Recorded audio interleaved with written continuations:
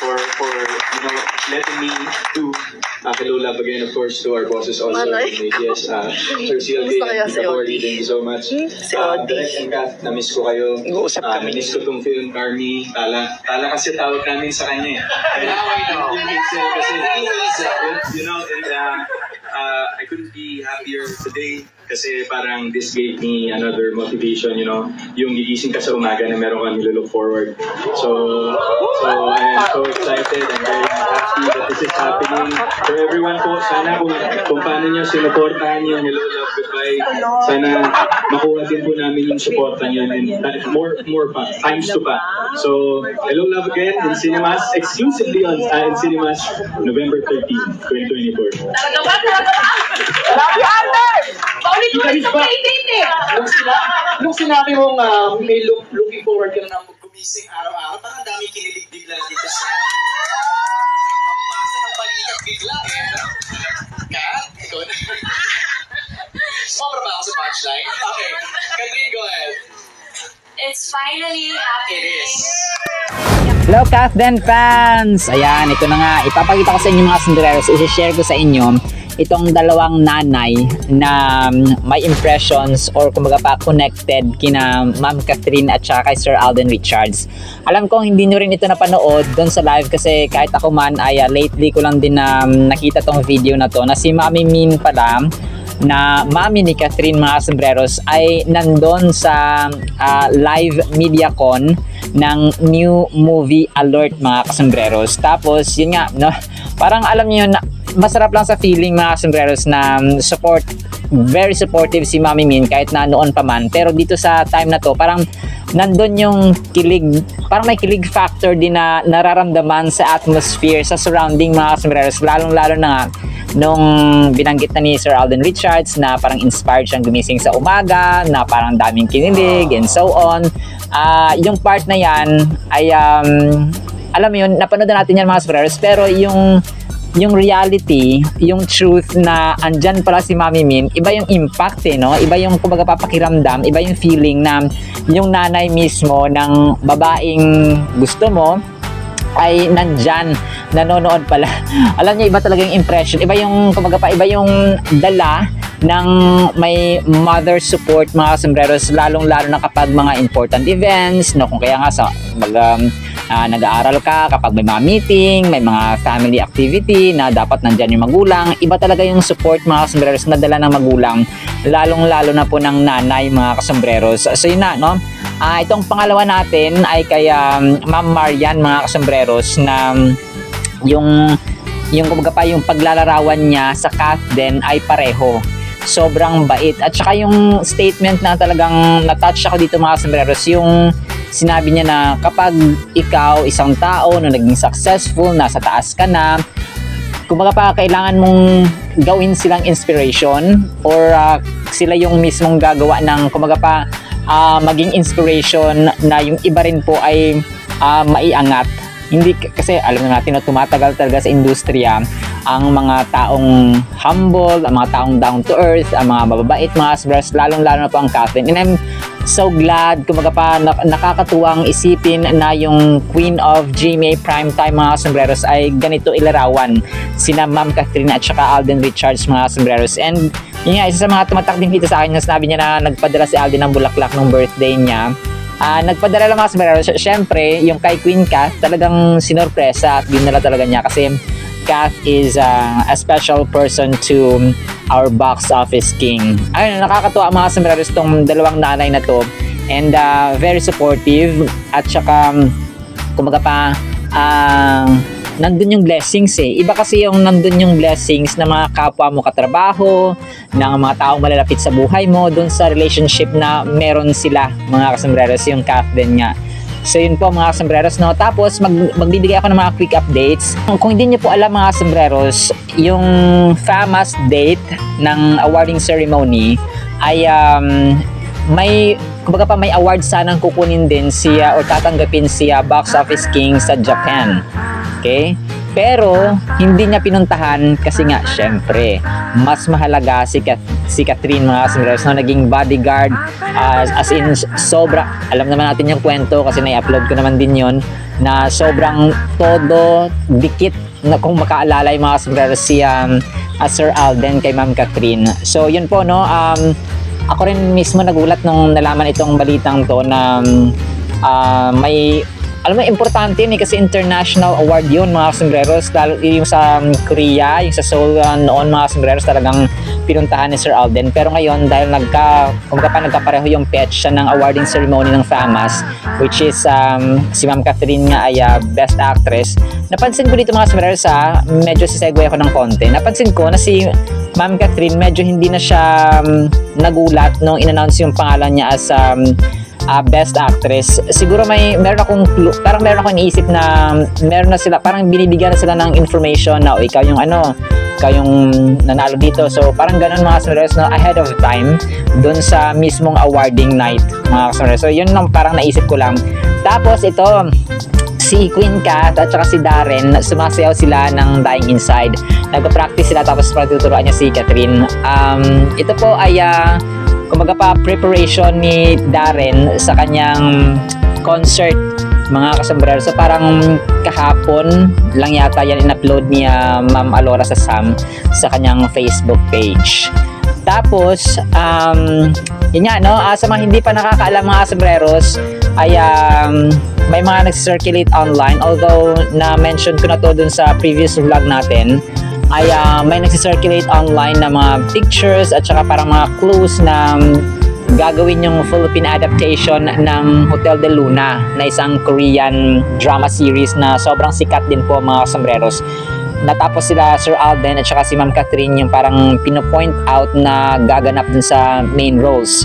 Pero wala pa pong go signal ang ABS-CBN or GMA mga sombreros or confirmation, kung kaya antay-antay lang tayo. Ako man din mga sombreros ay gusto ko ring magkaroon ng kumbaga pa TV program or drama series sina Ma'am Catherine kasi first time nila sakasakali magtambal sa telebisyon. Yun po mga sombreros. Pero yun nga, ewan ko masabi ng iba, GMA at ABS-CBN, dali-dalian nyo naman na kumbaga process yung pagsisimula ng Filipino adaptation ng Hotel de Luna mga sombreros. Pero yun nga, wala pa tayong confirmation na totoo nga yun. Tapos next mga sombreros, ito yung kumbaga pa video clip ni na Direk at saka Ma'am Carmi Raimundo na isa sa mga writers na kasama si Ma'am Hazel dun sa Hello Love Goodbye, Hello Love Again. Ay Canada is waving, no? Parang nagpaparamdam na talaga sila.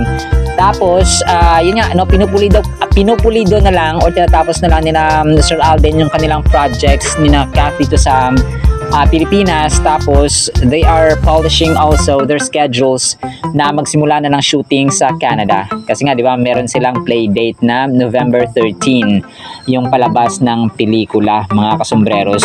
So yun, no. Alam mo dapat ang tao, kapag ang isang tao ay naging successful at nasa taas, dapat gawin mo inspirasyon yun para ikaw din sa sarili mo mangarap ka ng ganun. Kaya po anong narating ni Alden at saka ni Kat, sobrang happy ako para sa kanila kasi napakabait yung dalawa sa akin. At ang ating tula sa vlog na ito ay pinamagatan nating Inay. Gusto kong bigyan ng napakalaking halaga ang ating mga mama, mami, nanay, mudra at inay. Dahil napagtanto ko kung paano sila nagpuyat nung tayo ay baby pa lamang upang tayo ay mabuhay. Kulang ang salitang saludo upang kayo ay mabigyan ng pugay. Ngunit sa munting tulang ito, hindi lang sina Mami Min at Marian ang ating pasasalamatan at iwawagayway, kundi lahat ng mga nanay at lola saan mang panig kayo ng mundo naghahanap buhay. Salamat ng sobra-sobra. Lifetime ang aming Thanksgiving sa tuwi-tuwi na. China ang #1 producer ng bigas sa buong mundo. Iba talaga ang pakiramdam pag ang suporta ni nanay sa atin ay todo-todo. Top 2 rice producer ang bansang India. Kayo ba'y minamahal?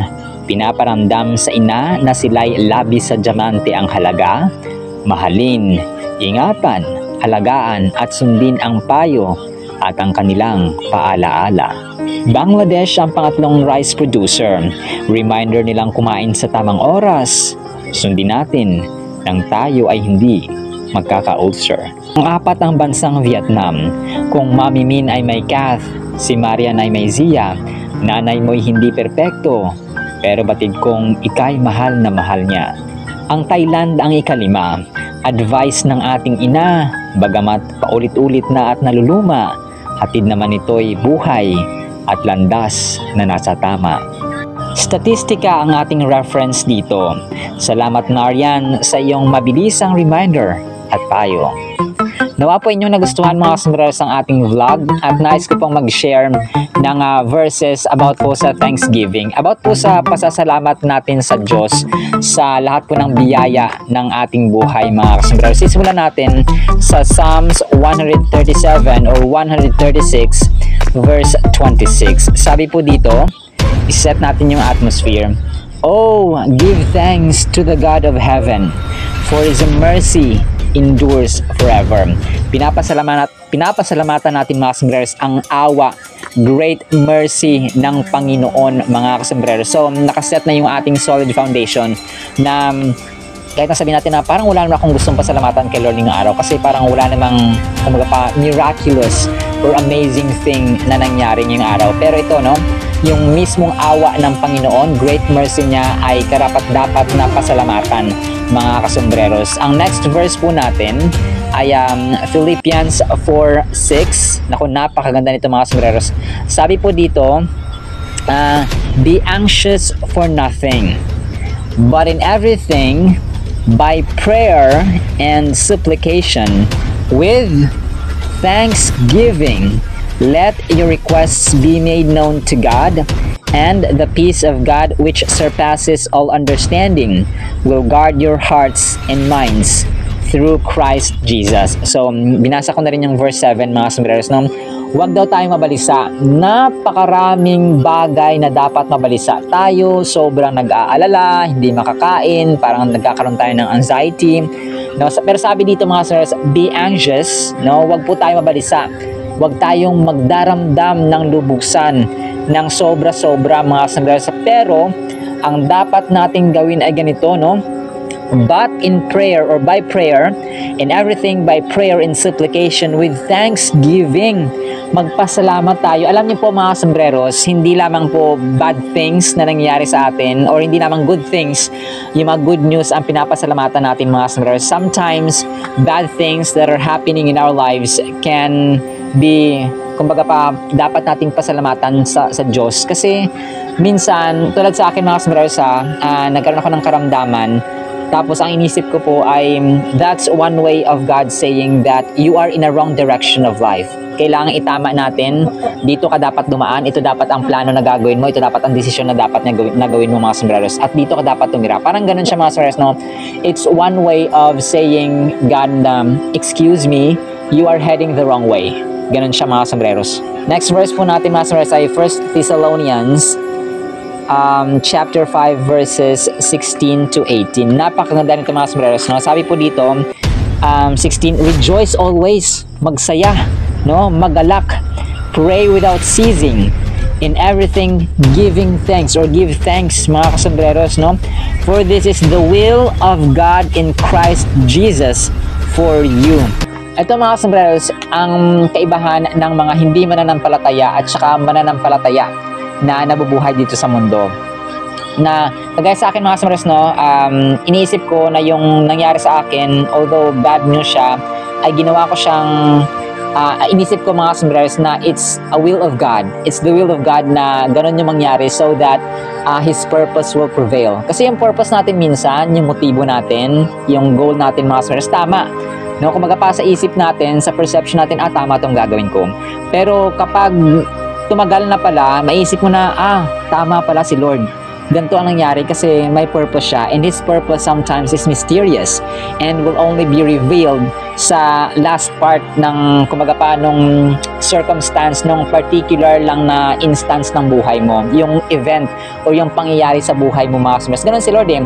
Our God is a God of surprises. Kumbaga pa, nasa shock ka na lang minsan, nagugulat ka na lang na ganito pala yung purpose ni Lord, ganito pala yung kanyang plano, kung kaya nangyari to, nangyari yan. So, ganun siya mga kasombreros. And the very thing that we should be doing from that point is to trust His will. Trust the process of God. Kasi yung process natin, narinig ko sa mga maraming tao na trust the process, no, tiwala lang sa nangyayari, ganyan. Pero not all the processes are correct. or are right or pleasing sa harapan ng Panginoon. May mga process minsan na hindi tama, no? Kung kaya dapat hindi mo siya pagkatiwalaan. Trust only the process of God, because God's processes and His ways are right, amazing, and deeper and higher than ours.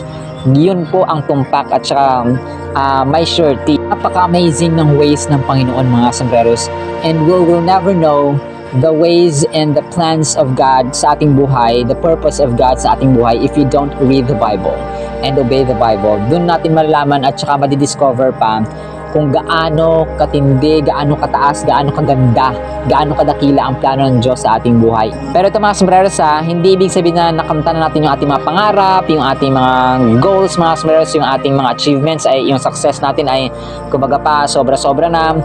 Our life here on earth, kahit nabubuhay, habang nabubuhay pa tayo dito, mga sombreros, is not the ultimate fullness ng ating pagiging tao o ng ating being. Kasi yung perfecto talaga, mga sombreros, ay ni-ready ng Panginoon sa langit. That is it. Kung kaya ako masabi natin, wala na akong hanapin pang iba, no? Para nasa akin ang lahat ng aking gusto makamtan, ng aking pangarap, no? The perfectness or yung sukdulan, kumbaga pa, yung fullness, yung wholeness, yung completeness ng ating pagkatao bilang tayo, mga sombreros, is attained sa piling ng Panginoon. May mga tao na, yes, may mga servants ng Panginoon na nabubuhay, no? And that is also parang patikim ng kanyang full, kumbaga pa, nung greatness at saka kung ano ang kayang gawin ng Diyos sa ating buhay. Pero yung sasabi na ultimate na siya, kumbaga pa, dun na yung hantungan ng amazingness at saka magnificence ng Diyos, ay hindi po. Basahin pa po natin Hebrews chapter 13 verse 5 about thanksgiving, no? Dapat pasalamatan ng Diyos. Sabi po dito, therefore, by Him, kay Jesus Christ, let us continually offer the sacrifice of praise to God. That is, yung sacrifice of praise, the fruit of our lips, giving thanks. Ayun. To His name, mga kasombreros. Kung kaya kapag nag-pray tayo, dapat nasa dulo nun is in Jesus name, no? Pag nag-pray tayo, nagpapasalamat sa ating pagkain, sa ating grasya, sa mga circumstances, sa, kumbaga pa, Lord, maraming salamat sa sakit kasi alam kong you will show yourself the healer. Salamat kasi kahit meron kaming kakarampot na pagkain, kakarampot na grasya, I know and we believe that you will show yourself the provider. Ganon, mga sombreros, ang kumbaga pa tamang prayer na pinapasalamatan natin sa pangalan ng Panginoong Jesus. Tapos sa end nun is in Jesus name, Amen. So ganon siya, mga sombreros. Ang pinaka-last verse po natin, mga sombreros, ay Colossians 3:17.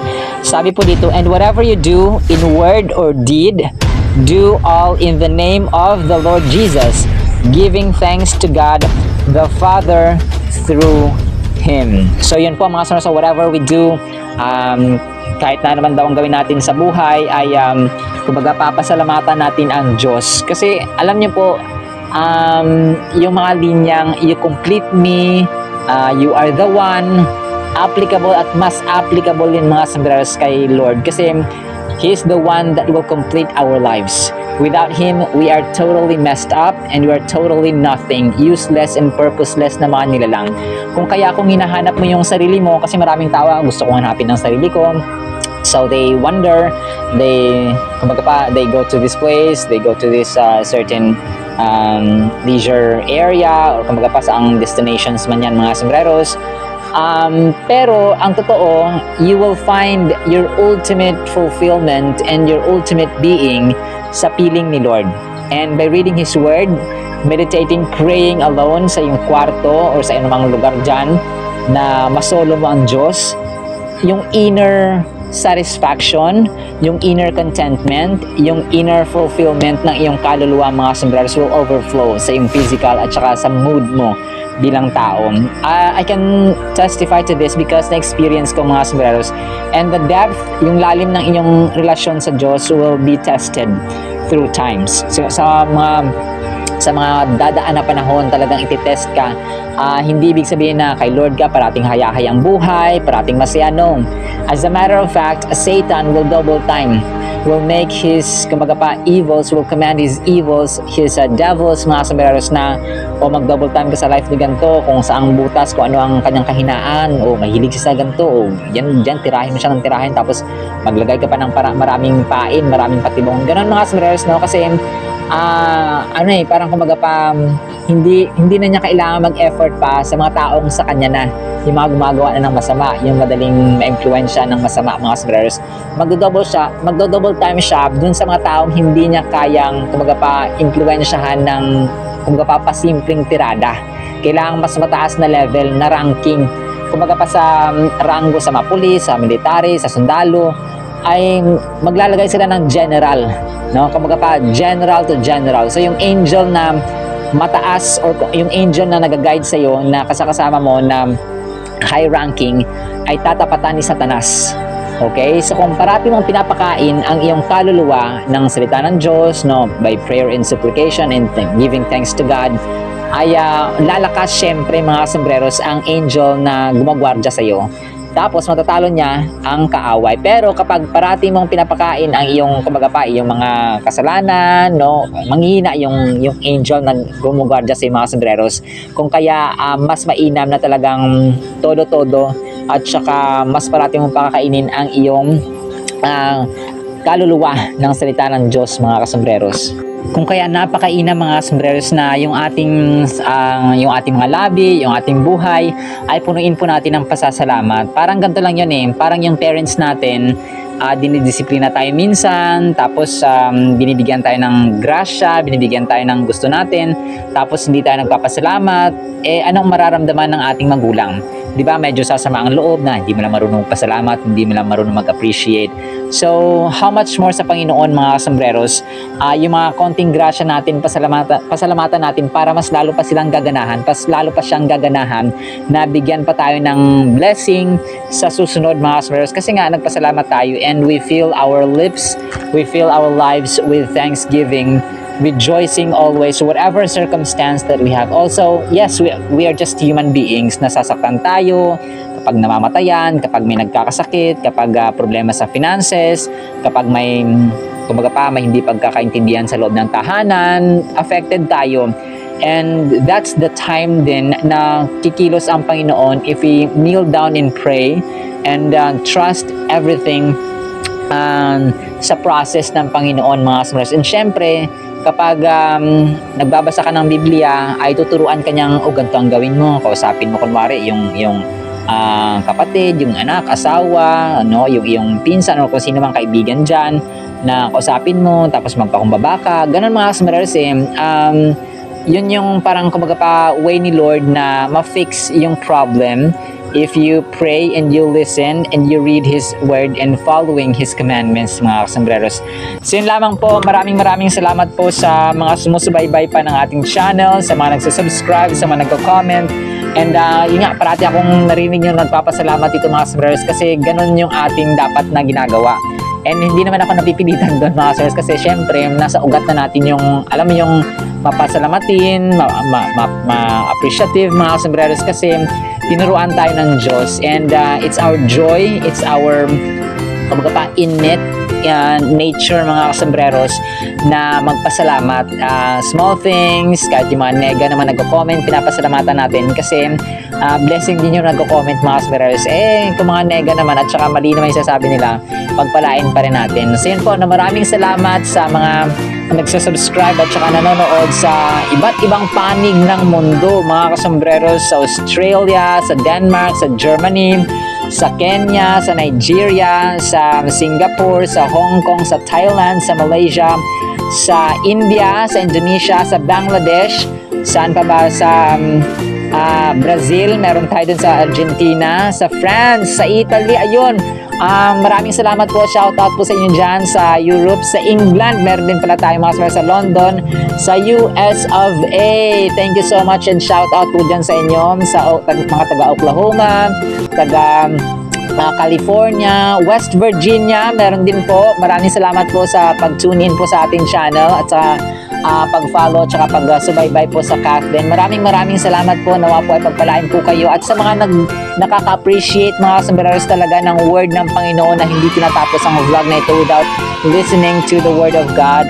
Thank you so much because kumaga pa kasama kayo sa inspirasyon na akin pong kumaga pa pinagpapatuloy ang word talaga kasi mahal na mahal natin ang Diyos, and that's one way of saying that we love God if we share the good news to other people. Kasi yung purpose natin sa buhay ay ganun po mga sombreros, no? Kumaga pa hindi ako nakakatulog kapag parang hindi siya kompleto yung vlog mga sombreros kapag walang salita ng Panginoon. Kumaga pa yun yung the best na flavor sa mga ingredients sa isang menu or recipe. Ganun po siya mga sombreros.